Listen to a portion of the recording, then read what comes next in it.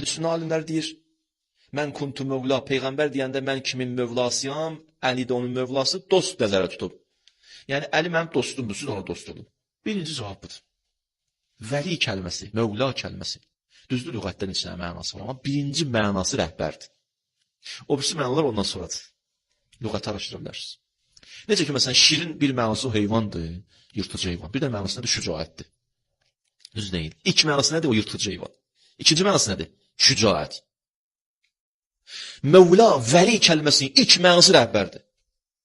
Sonraki mənalarından biri dostdur. Başqa mənalarda.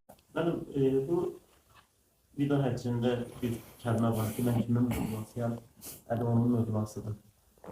Bu mövla sözü necə başa düşülür? Mövla dost. Elə hədisin davamını özləri deyirlər ki, özlərini elə dediklərini, qəbul elədiklərini.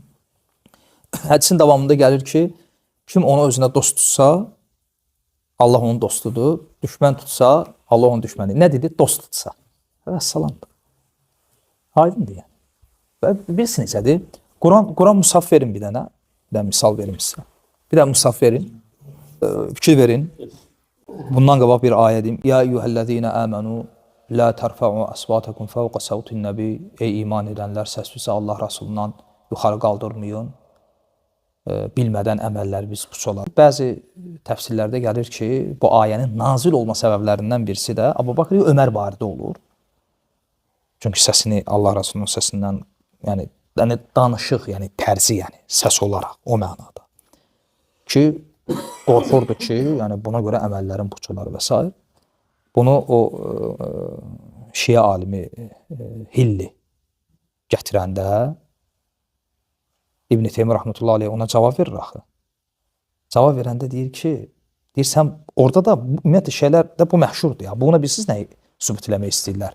Ömər və Əbu Bakr kafir olublar. Çünki Allah ayədə deyir ki, əməlləriniz puç olar. İbn Teymiyyə rəhmətullahi aleyh deyir ki, heç olmasa gətirdiyin ayədən utan. Ayə necə başlayır? Ya eyyuhəl-ləzīnə əmənu. Ey iman edənlər. Allah azza və cəllə ayə dəlildir ki, iman əhlidirlər. Yəni əgər sən etiqad edirsənsə ki, ayə Əbu Bakrın Ömər barədə nazil olub. Yəni buna etiqad edirsənsə bədbəxtsənsən. Çünki etiraf elədin ki, yəni gör bu bunların alimidir. İbn Mutahhar Əl-Hilli, bilirsiniz onlarda kimdir? Bizdə İbn Teymiyyə kimdir? O da onlarda odur. Zirvə. Ona bəlkə eşitmisiniz. Deyirlər Əllamə Hilli, Əllamə Hilli. Bax odur. Bizdə Şeyxülislam deyirik, onlar Əllamə Hilli. Ağla bax. Və məsələn, sonra 2 səhifə o tərəfə Əli barədə hədis gətirirlər ki, Peyğəmbərdən uydurma. Güya Əli deyib ki, Quranda ya eyyuhəl-ləzīnə əmənu xitabı ilə başlayan bütün ayələrin müxatabı mənəm. Yəni, ola bilsin ki, ya eyyuhəl-ləzīnə əmənu xitabı ilə başlayan bir ayə olsun, mühacirə aid olsun, ənsara yox. Tutaq ki, hansı sahabəyə aid olsun, hansı sahabəyə yox. Amma ya eyyuhəl-ləzīnə əmənu xitabı ilə başlayan, ey iman edənlər xitabı ilə başlayan bütün ayələrin müxatabı mənəm. İbn Teymiyyə də qayıdır ki, bəs ya eyyuhəl-ləzīnə əmənu la tərfə'u əsvatakum fəvqə səvtin nəbi. Buna da aiddir Əli. 2 səhifə o tərəfdədir ya. Yəni deyir, sizin 2 səhifə o tərəfli ağlınız yoxdur. O belə dəhşətdilər. Dəhşətdilər. Ər-Rəhmən surəsindən ayə gətirir İbn Mutahhar. Bunlar da məşhurdur təfsirlərdə. Gətirir ki, Mərəcəl bəhreyni yəltəqiyən beynəhumə bərzəxul la yəbğiyən. O 2 dəniz. Allah azza və cəllə 2 dənizdən danışır. Yaxrucu minhuməl-lu'lu'u vəl-mərcan. Oradan inci ilə mərcan çıxır. O 2 dəniz təfsirlərdə onlarda gəlir ki, biri Fatimədir, biri Əli. Oradan çıxan inci və mərcan, Həsən, Hüseyn. Bu Ər-Rəhməndədir. Furqanda gələn ayə yaddan çıxıb. İbn Teymiyyə də o gətir. Orada da gəlir ki, 2 dənizdən birinin suyu şirindir, birinki şor. Deyir, suyu şor olan hansıdır deyir. Əli yoxsan, Fatimə. Yəni, gör nə gündədirlər ki, Şeyxülislam cavab verəndə, indi elmi cavab özlərində ələ salır. Məşəşürsünüz. İndi o qardaşın dediyi ayəyə görə, və məsələn, bu innəmə valiyyukumullahu və rasuluhu vəllezine əmənullezine yuqimunəs-sala və yu'tunəz-zəkə və hum rakiun. Bilirsiniz bunu. İnnəmə valiyyukumullah. O vəli məsələsi burada da gəlir. İnnəmə valiyyukumullah. İnnəmə valiyyukumullah. Sizin vəliniz, onlar gətirirlər ki, yəni rəhbəriniz. Qardaşın sualının cavabıdır Qur'anla. ki, vali, mavla, dost yoxsam rəhbər deməkdir. Bir bunun cavabıdır. Bir də o rukuda zəkat məsələsinin cavabıdır. Sizin rəhbəriniz kimdir? Allah, Rəsulu, əllezine əmənu, o kəslər ki, iman ediblər, yuqimunəs-sala və yu'tunəz-zəkə və hum rakiun. Namaz qılıb, ruku halında zəkat verirlər. Ruku halında zəkat verirlər. İndi təbii ki, burada və yu'tunəz-zəkə və hum rakiun, ruku halında zəkat verirlər. Bunun iki mənası var. Mənalarından birisi burada və hum rakiun, o namazdakı ruku deyil. Çünki ruku kəlməsinin mənalarından birisi nədir? Xoşu. Yəni, ixlasla. Yəni, Allah üçün zəkat verənlər. Ödə fikir verin, bu ayənin özündə. Ayə necə gəldi? İnnəmə vəliyyikumullah, sizin vəliviz kimdir? Allahdır, Rəsuludur. Bir də o kəs ki, namaz qılır, ruku halında zəkat verir. Bunlar da deyirlər ki, kimdir bu? Əli. Çünki deyirlər, ruku halında zəkat verən yalnız kim olub? Əli. Fikir verin, ayə necə gəlir? وَالَّذ۪ينَ آمَنُوا الَّذ۪ينَ اَلَّذ۪ينَ يُقِيمُونَ الصَّلَى وَيُؤْتُ Cəmdə gəlir. Sizin dostunuz Allahdır, Rəsuludur və iman edib, namaz qılan, zəkat verənlər cəmdə gəlir. Bu bir. İkincisi ayə gəlir innəmə. İnnəmə nədir? Hasırdır. Yalnız və yalnız. Əgər bu ayə ilə götürsək, tamam, Əlidir. Zəkat verən kim olub? Əli. Və Həsən Hüseyn hara getdi? Digərləri. Onlar bizim onda vəlimiz deyil də. Aydındır. İndi nəyi gətirirəm?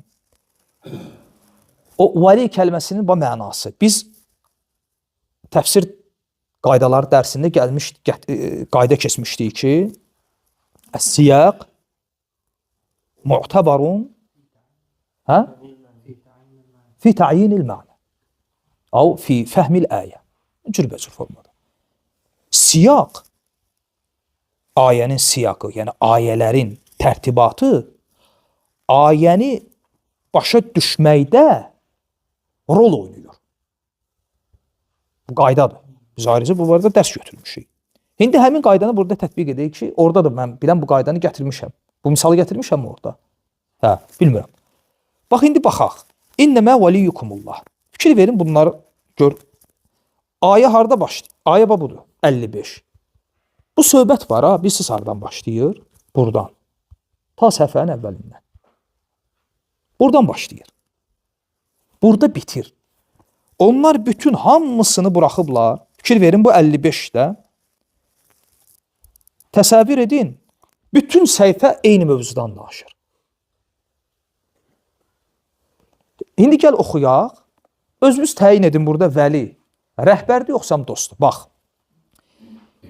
Siyaq, ayəni oxuyuruq da. Fəvailül lil musallin. Kimlərdir? Əlləzinəhum an salatihim səhun. Aydındır da. Ya eyyuhəl-ləzinə əmənu. Ey iman edənlər. Lə təttəxizul yahudə və nəsara avliyə. Avliyə. Valinin cəmiddə. Mavlə, vali, avliyə. Hə? Ey iman edənlər, yahudilərlə nəsraniləri özümüzə nə tutmayın? Dost yoxsa rəhbər? Dost.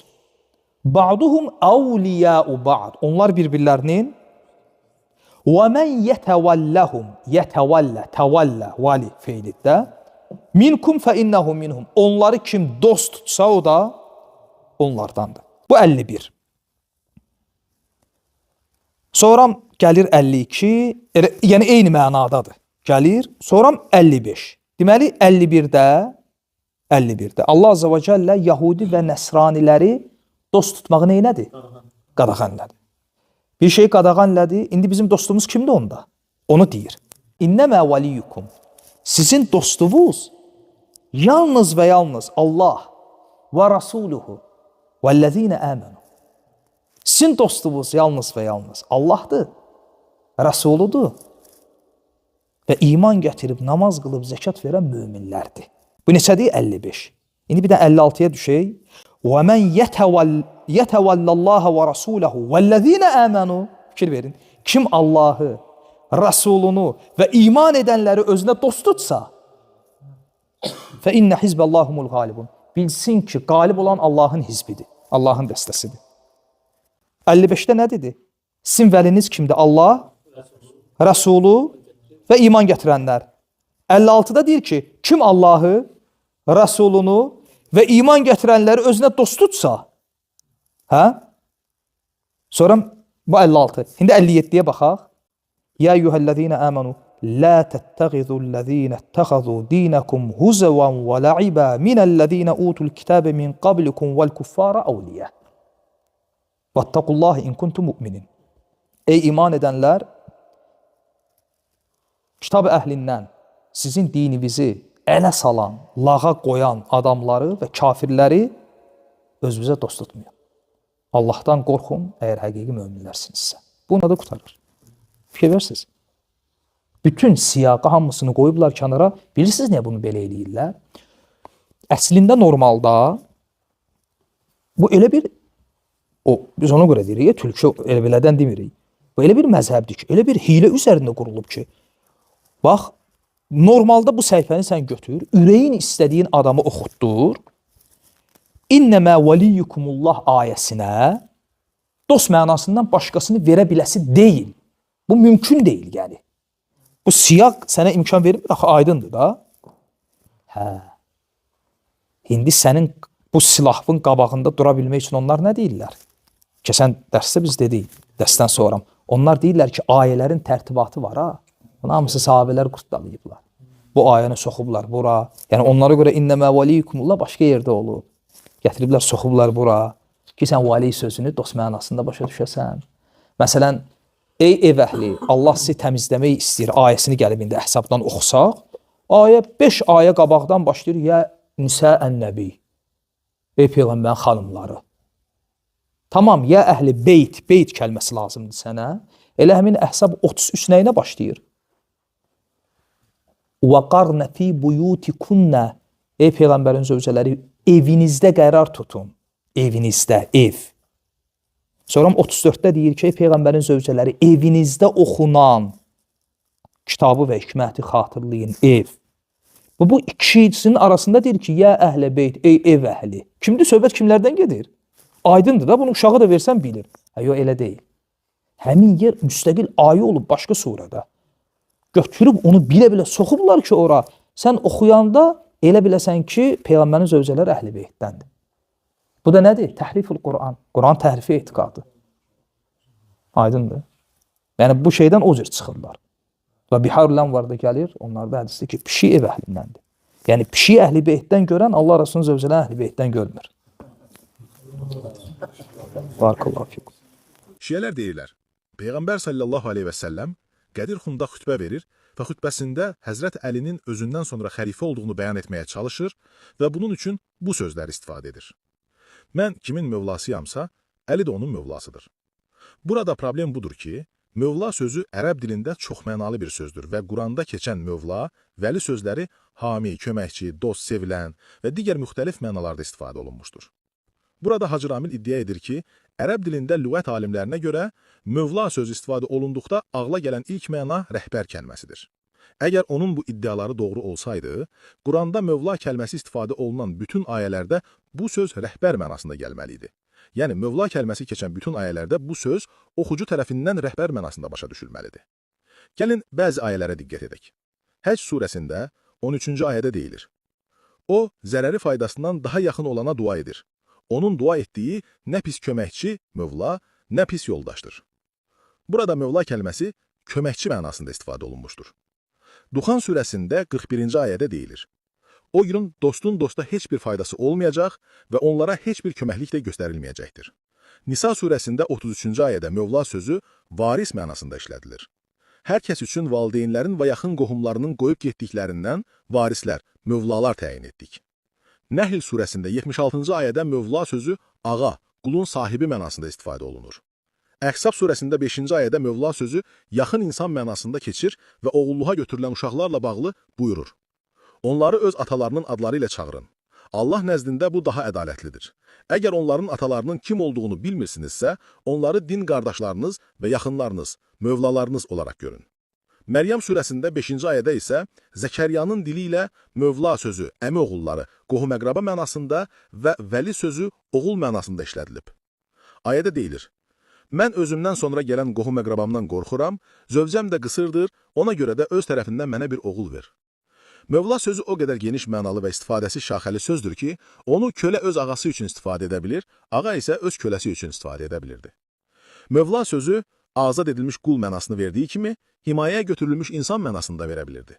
Mövla kəlməsi Quranda Allaha nisbətən himayədar, arxa, dost və digər mənalarda istifadə olunduğu kimi, digər insanlara nisbətən də bu və digər mənalarda da istifadə olunmuşdur. Bütün bu misallar bizə Mövla sözünün çox mənalı və mücməl olduğunu göstərir. Bu sözdə qəti, dəqiq bir məna yoxdur. İbn Həcər Əl-Heytəmi yazır. Mövla sözünün nə ərəb dilində, nə də şəriətdə imam, dövlət başçısı, əmir kimi istifadə olunduğu bilinmir. Hicri 3-cü əsrdə yaşamış məşhur ərəb dilçisi Qur'an-Nəml ləqəbi ilə tanınan Əbul Həsən Əl-Muntaxab kitabında Mövla sözü haqqında yazır. Əl-Məvlə Əl-Məlik vəl-Mu'tik vəl-Mu'tək vəl-Vəli fid-din vəbn-əl-Am vəl-Car vəl-Halif vəs-Sihr. Əl-Məvlə, malik, sahib, qulu azad edən şəxs, əsiri azad edən, sənə dini səbəbi ilə yaxın olan, əmi oğlu, qonşu, müttəfiq və yaxın mənaları verir. Digər məşhur ərəb lüğət alimi Muhammed İbn Manzur kitabında vəli kəlməsi haqqında yazır. Əl-vali əl-qurb və-dunuf. Əl-valiyi yaxınlıq və qonşuluq. Sonra yazır.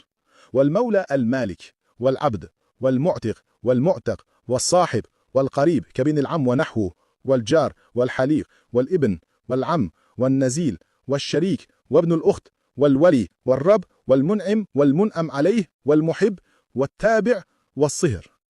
Əl-məvlə, malik, qulu azad edən şəxs, qul, azad edən, səhabə kimi yaxın olan, qonşu, müttəfiq, oğul, dayı, qonaq, həmkar, bacı oğlu, ağa, köməkçi, səlahiyyət verən və verilən, sevimli insan, ardıcıl və sihir mənalarını verir. Lisanul Ərəb 15405. Qeyd edək ki, lüğət və şəriət alimləri İslam tarixinin erkən dönəmindən bu mövzuları müzakirə etməyə başladıqda, Mövla sözünün ərəb dilində imam, dövlət başçısı, əmir kimi mənalara gəlmədiyini demişlər. Ona görə də Hacı Ramilin bu iddiaları yumşaq desək çox yanlışdır. Bir də ki, bu qədər insanı yığıb bir yerə 100 minə yaxın adam 3 gün çöllü biyaban saxlayıb, ay cəmaat, Əli mənim dostumdur. Cəmaat bilmirdi ki, Əli Peyğəmbərin dostudur. Qədirxum hadisəsi. Rafizlər Qədirxum hadisəsini danışır. Peyğəmbər Əlinin əlini qaldırdı. Onu xəlifə təyinlədi. Hətta sahabələr sıraya durmuşdu, bir-bir təbrikləyirdilər. Hətta Ömər ibn Xattab bəh-bəh deyə qaça-qaça gəlirdi. Və bu hadisəni, bunlardan başqa heç kim demir. Yəni, necə ola bilər ki, 10 minlərlə adamın qabağında, yəni bu hadisə olub, hadisədən gedmir, hadisə olub, xəlifə təyin olmaqdan gedir. Qaydanı biz gətiririk, nə deyirik? Deyirik ki, necə ola bilər ki, 10 minlərlə adamın qabağında Əli xəlifə təyin edilir, yəni bu iddia ilə. Xəlifə və sahabələr, yəni bu azmış kimi, gəlib bir-bir onu təbrik edirlər. Xilafətini. Və sonra bu hadisədən 3-4 ay sonra Allah Rasulü vəfat edir. Sahabələr Əbu-Bakır xəlifə seçirlər. Və Ömər və Əli də demir ki, bəs 3 ay bundan qabaq mənə təbrik eləməmişdiniz. Fikir versən. Və ya məsələn Əbu-Bakır özündən sonra Öməri xəlifə təyin edəndə Əli demədi ki, bəs mən qaldım ki. Və Ömər ibn Xattab şura təyin edəndə Əli şurada demədi, ya siz nəyi müzakirə edirsiniz? Seçən seçmiş də. Fikir, bu şeylərin hansı birisi olub, heç biri. Bu dəlildir ki, orada xəlifə seçilib, belə şey olmuyor. Bu məntiqi, sadə bir məntiqdir. Biz tarixi mənbələrdən qəti olaraq bilirik ki, həcdə son vida xütbəsində iştirak edən insanların sayı 100 minə yaxın idi. Çünki həcc ibadəti dövründə Ərəbistan yarımadasında yaşayan bütün ərəb qəbilələri Məkkəyə gəlmişdilər. Qədirxum məntəqəsi isə Məkkə ilə Mədinə arasında, yəni həm Məkkədən, həm də Mədinədən təxminən 250 kilometr uzaqlıqda olan bir yerdir. Bu yer tarixən su quyularının olduğu və karvanların dincəlməsi üçün seçilmiş münasib bir məkan olmuşdu. Həcc səfəri bitdikdən sonra Məkkə əhli Məkkədə qalmış, Yəmən əhli Yəmənə, digər qəbilələr öz yerlərinə qayıtmışdılar. Qədirxum məntəqəsində yalnız Mədinədən və bəzi şimalda yaşayan qəbilələrdən gəlmiş müsəlmanlar vardı. Tarixi qaynaqlardan məlumdur ki, o dövrdə Mədinə və yaxın ətrafda yaşayan müsəlmanlarla ümumi sayı 30 mini keçmirdi. Qədir Xumda nə qədər insan iştirak edirdi? Rafizi şiyələr hər zaman ifrata varmaqda, bəzədilmiş sözlər və şişirdilmiş rəqəmlərdən istifadə etməkdə həvəslidirlər. Onlar özlərinə sərf edən istənilən məsələnin əhəmiyyətini böyüdür və eləklərinə olan hər dəlili görməzdən gəlirlər. İfrata varmada onlar hər zaman yalana üst tutur, faktları təhrif edirlər. Onların şişirtmə və təhriflərindən də biri Qədirxumda iştirak edən insanların sayı barədədir. Demək olar bütün məqalə və kitablarında şiyələr iddia edirlər ki, Qədirxumda iştirak edənlərin sayı 100 minə yaxın idi. Sual oluna bilər, belə böyük bir rəqəm hardan götürülüb görəsən? Nəyə, hansı dəlilə əsasən bunu iddia edirlər? Şiyələr bu emosionallıq, mübaliğəyə hadisənin əhəmiyyəti və iddialarını təsirli göstərmək üçün gedirlər. Qədirxumda 100 min insanın iştirak etdiyini iddia edən şəxs ya böyüklərini təqlid edən cahildir, ya da əsassız danışmaqla insanları bilərək yazdırmağa çalışır. Bu kəlməyə görə 23 il risalət deyil heç nə. Yəni sən bunu deməsən 23 il risalət bir şey deyil. Buna görə bir dənə bu kəlməyə görə. Əli mənim dostumdur. Bunu deməsən 23 il risalət bir şey olmadı. Şiyələr adətən Qədirxum hədisi ilə bağlı Maidə 67 ayəsini dəlil olaraq gətirirlər. Ayə belədir. Ey elçi, Rəbbindən sənə nazil ediləni təbliğ et. Əgər belə etməzsən, onun göstərişini yerinə yetirmiş olmazsan. Allah səni insanlardan qoruyar.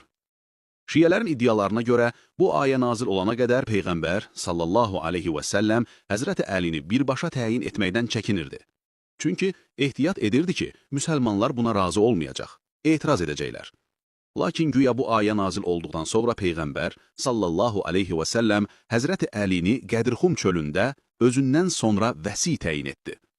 Digər tərəfdən şiyə alimləri iddia edirlər ki, Uca Allah Həzrəti Əlini hələ uşaq ikən Məkkədə və daha bir çox yerlərdə dəfələrlə məşhur, məlum hədisləri ilə özündən sonra varis kimi təyin etmişdi. Sual yaranır.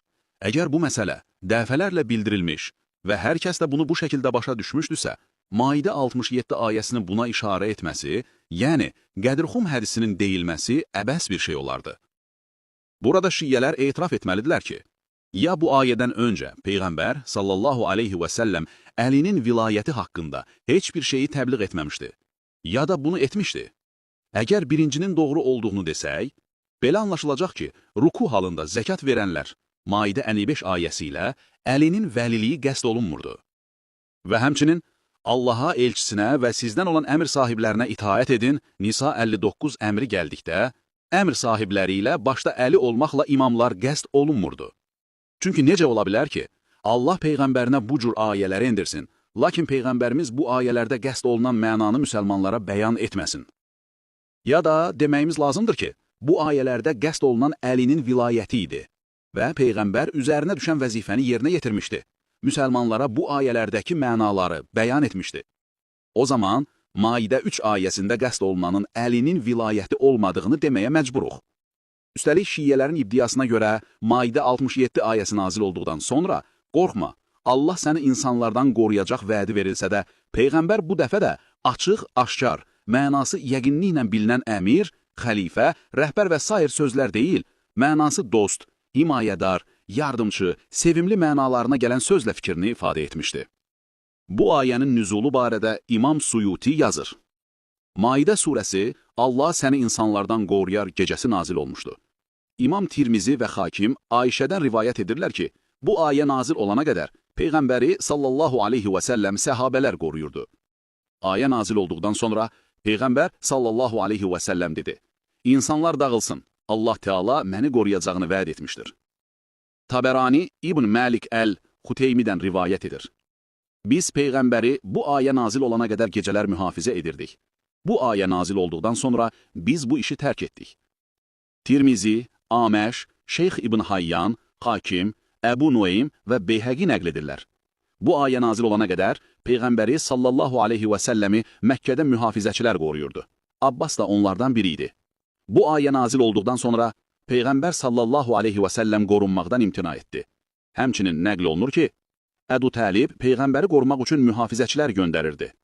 Allah səni insanlardan qoruyacaq ayəsi nazil olduqdan sonra Peyğəmbər sallallahu aleyhi və səlləm dedi, Ey əmi, Allah məni öz himayəsinə aldı. Artıq sənin mənim üçün göndərdiklərinə ehtiyacım yoxdur. Həmçinin Ənəsdən rivayət olunur ki, Bu ayə nazil olana qədər Peyğəmbəri Huzeyfə və Səd qoruyurdu.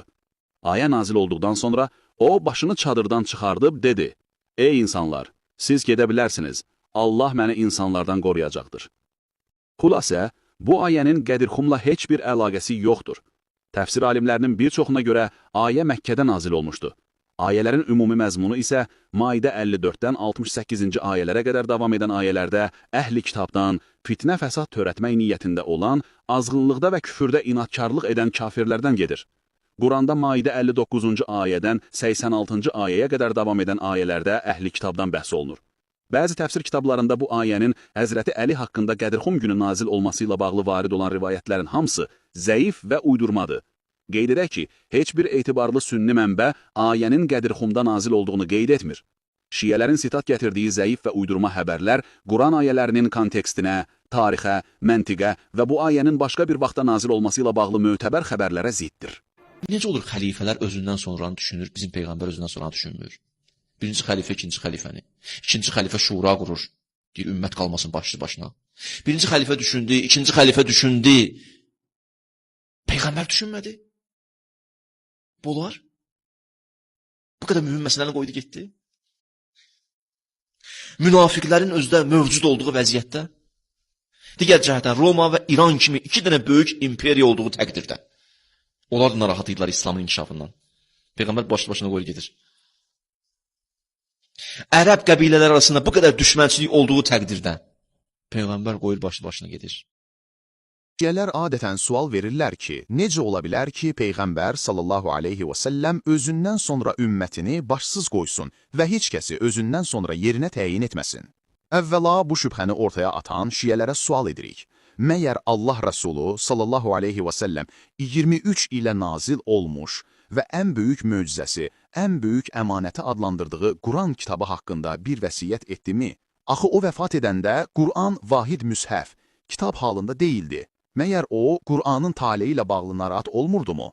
Axı Qur'anın aqibəti İncil, Tövrat kimi təhrif olunma ehtimalı vardı. Peyğəmbər sallallahu aleyhi və səlləm üçün bu sualdan, bu qayğıdan daha böyük qayğı ola bilərdimi? Cavab odur ki, Peyğəmbər sallallahu aleyhi və səlləm özündən sonra Qur'anın aqibəti, ümmətinin başına kimlərin keçəcəyini, nələrin olacağını yaxşı bilirdi. O, dəfələrlə ümmətini müjdələmişdi və bəyan etmişdi ki, müsəlmanlar şərq və qərbdə bütün diyarlara yayılacaqlar, qalib gələcəklər.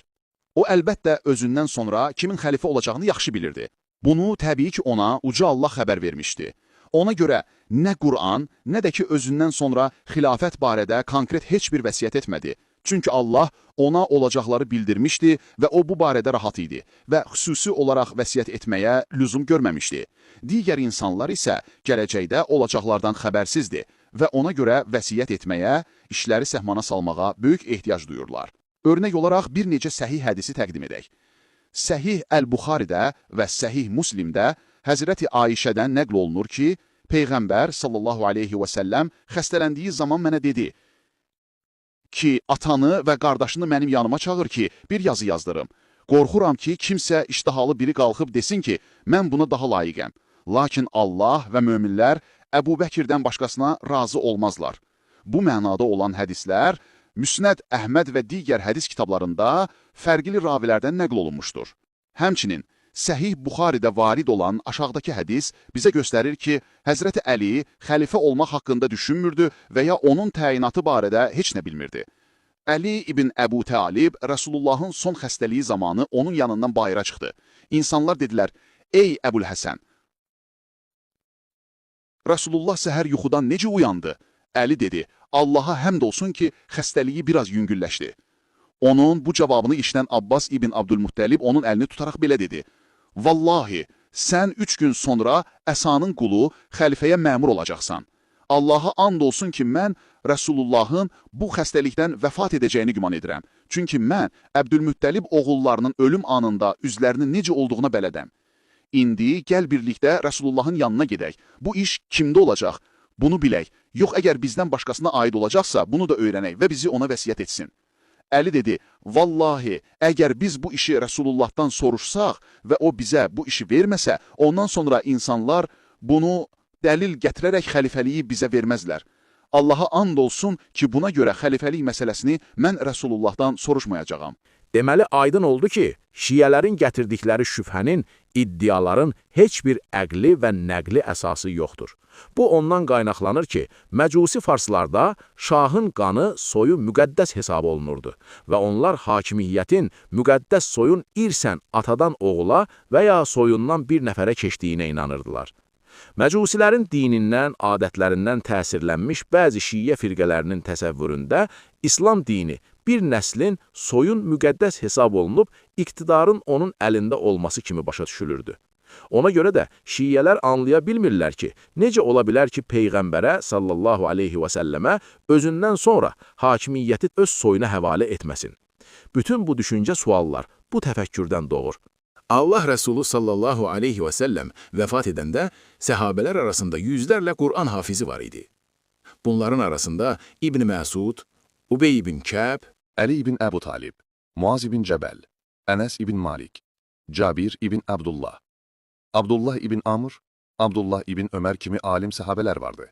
Təkcə onu demək kifayətdir ki, Həzrət Əbu Bəkirin dövründə mürtədlərlə olan tək bir döyüşdə 70 Quran hafizi şəhid olmuşdu.